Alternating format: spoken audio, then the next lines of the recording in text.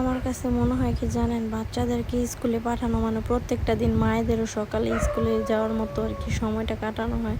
সকালে ঘুম থেকে ওঠার পরে আগে যখন আমরা স্কুলে যাওয়ার জন্য তাড়াহুড়া করতাম, রেডি হইতাম, কিভাবে নাস্তা করব, ঠিক ওই রকমটা এখনও করা হইতাছে। তো হ্যালো এভরিওয়ান, আসসালামু আলাইকুম। তোমরা সবাই কেমন আছো? আশা করি ভালো আছো। আলহামদুলিল্লাহ, আমরাও খুব বেশি ভালো আছি।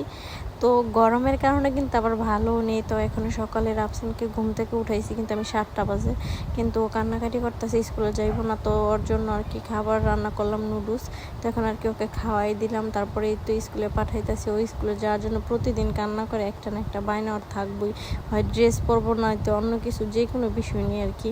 তারপরে আজকে শরীরটা বেশি ভালো লাগতেছিল না, আর অনেক গরম পড়ছিল। তো আজকে মানে বাহিরেও বসতে পারতেছিলাম না, ঘরেও বসতে পারতেছিলাম না, এরকম আর কি একটা অবস্থা। কিছুক্ষণ বাহিরে, তারপর ঘরে, এরকমভাবে হাঁটাচলা করে আর কি আজকের দিনটা পার করলাম। তো সব কিছু মিলেই গরমে আর কি ভালো লাগতেছিল না। তো তারপরে কি করব, দুপুরে আর কি খাইতে বসলাম। খাওয়ার সময় আর কি একটু ভিডিও করলাম। তো আজকে দেখো, আজকে কিন্তু গরমের মধ্যে অনেক কিছুই নিছি খাইতে, একটু একটু করে। এখানে আজকে রান্না করছিল কুমড়া শাক দিয়ে চিংড়ি মাছের একটা ঝোল, ঝোলের মতো। এটার কি নিরামিষও বলতে পারো, আবার ঝোলের তরকারিও বলতে পারো। তো এখানে আর কি চিংড়ি মাছ আর কুমড়ো শাক, সাথে শাকের ডোকা ছিল। আমি আবার শাকের ডোকাটা পছন্দ করি না, তো ডোকাটা আর কি আমি সাইডে রাখলাম। রাখার পরে তো আমি এখন একটু একটু করে খাইয়ে নিতেছিলাম। এদিকে মানে দুপুরের সময় আর কি বৃষ্টির মতো মেঘলা মেঘলা আকাশটা করছে, আবার সাথে একটু পরপর রোদ উঠতেছিল। তো যার কারণে আর কি একটু অন্ধকার অন্ধকার লাগতেছিল। তো এখন আর কি আমি প্রথমে খাওয়া শুরু করলাম একটু শাক দিয়ে।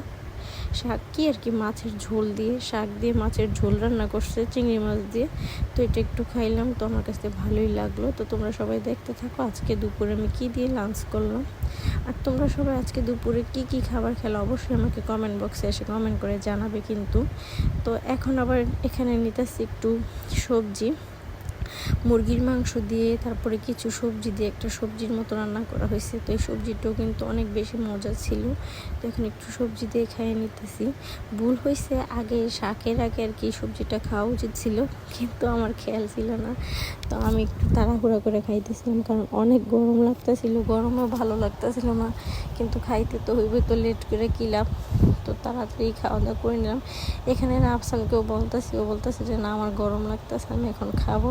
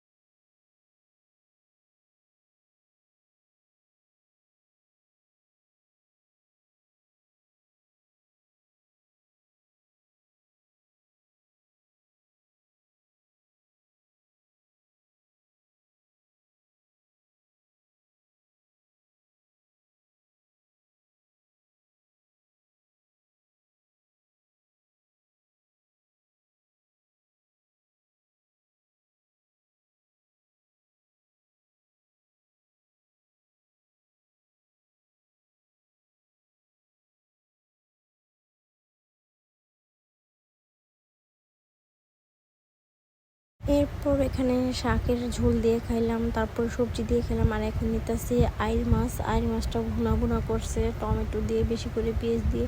তো এটাও কিন্তু অনেক মজা লাগছে, যেহেতু ভুনার তরকারি, তো এটা কিন্তু একটু মশা মশা খেতেই ভালো লাগবে। এটা কিন্তু বেশি ঝোল ঝোলের মতো খেতে ভালো লাগবে না। তো এখন আর কি একটু মাছ দিয়ে খাইয়ে নিতেছি। তোমরা সবাই দেখতে থাকো।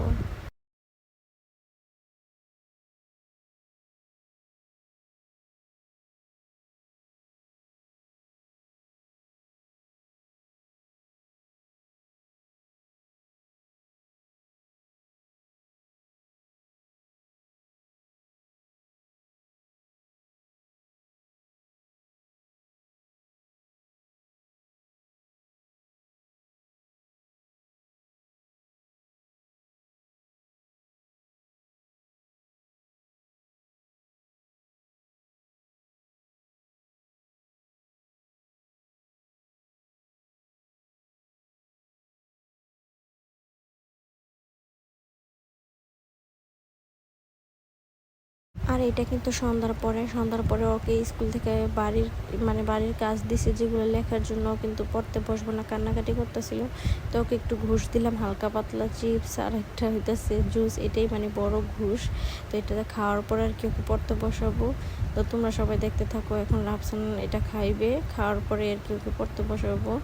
দেখো তোমাদের দেখাইতেছে, চিপসটা কিন্তু খুবই মজা। তো সবাই মাশাআল্লাহ বলবে। আমার ছেলে কিন্তু পড়তে পারে কিন্তু ভুলে যায় সবই।